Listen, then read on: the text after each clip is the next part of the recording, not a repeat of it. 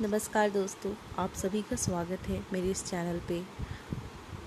आज ये मेरी पहली कहानी है और मैं उम्मीद करती हूँ आप सबको ये ज़रूर पसंद आएगी।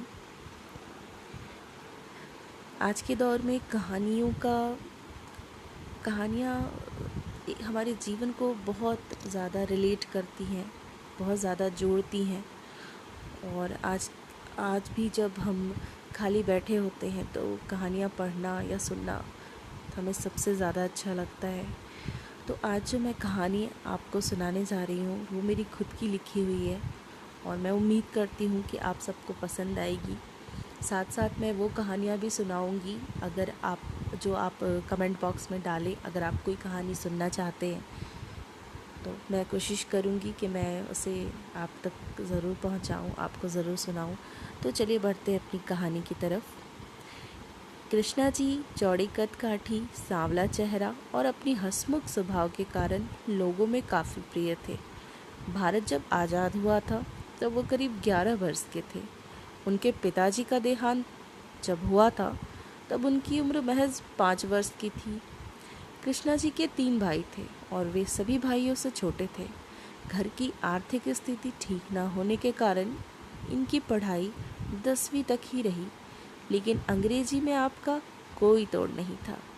10वीं के बाद बड़े भाई के दबाव में उन्होंने सरकारी नौकरी ज्वाइन कर ली। जैसे मैंने सुना था उस दौर में जिनको कोई काम नहीं मिलता था वो सरकारी नौकरी किया करते थे, ऐसा कृष्णा जी बताया करते थे। खैर 2 रुपये मासिक पर वे एजुकेशन ऑफिस में क्लर्क के पद पे कार्यरत हो गए। उनकी शादी बिहार के टेकारी गांव के प्रतिष्ठित परिवार में रेखा जी से संपन्न हुई। रेखा जी का रंग रूप ऐसा कि मेरे पास बताने के लिए शब्द कम पड़ जाएं। देखते ही देखते वे 4 बेटियों के पिता बन गए और माता के देहांत के बाद पत्नी व बच्चों को अपने साथ ले गए।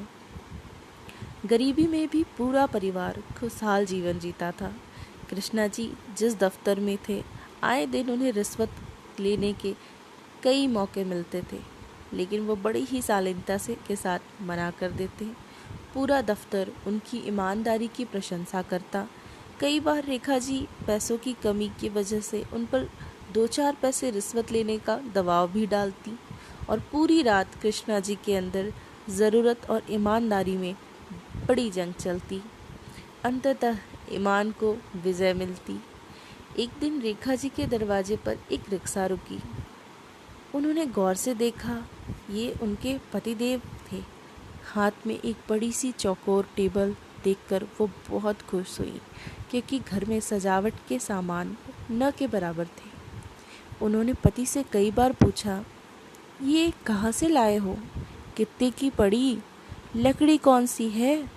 ये स्वभाव प्रायः महिलाओं में पाया जाता है। पति की तरफ से कोई जवाब न मिलने पर वह रसोई में चली गई। कृष्णा जी के चेहरे का रंग स्याह हो चुका था। भौवें न जाने क्यों सिकुड़ गई थीं। वो किसी गहरी चिंता में थे। आखिरकार उनसे रहा नहीं गया। पत्नी को बुलाकर बोले, सुनो, ये टेबल खरीदी नहीं, रिश्वत के तौर पर किसी ने जबरन थमा दी है। रेखा जी हंस पड़ी। अरे, तो ये कौन सी बड़ी बात है? तुम तो ऐसे चिंता में बैठे हो जैसे 2 तोला सोना दे दिया हो। लकड़ी की टेबल ही तो है। पत्नी का ये व्यंग कृष्णा जी को भाया नहीं। वो बिस्तर लगा के सोने चले गए, लेकिन नींद कहाँ आने वाली थी। वो जंग फिर अंदर ही अंदर चल रही थी। सुबह घड़ी के 9 बजे एक रिक्शा फिर से कृष्णा जी के दरवाजे पर रुकी। उन्होंने टेबल को उठाकर रिक्शे पर रखा। इतने में रेखा जी निकल कर आई। अरे, ये क्या कर रहे हो? इसे कहाँ ले जा रहे हो? तुमसे क्या एक टेबल भी पचाई नहीं जाती? नहीं रेखा, रिश्वत तो रिश्वत होती है, चाहे वो 5 पैसे की टेबल ही क्यों ना हो। मैं इसे जब भी देखूंगा मुझे ये महसूस होगा जैसे मैंने किसी ज़रूरतमंद की मजबूरी का फ़ायदा उठा लिया। सरकार मुझे उन्हीं कामों के लिए तो तनख्वाह देती है। कृष्णा जी रिक्शे पर बैठे, टेबल लिए दफ्तर की तरफ निकल पड़े। जाते हुए पति को देखती रेखा जी आंचल से आंसू पोंछती और ऐसी गरीबी में भी पति की ईमानदारी पर गर्व महसूस करती।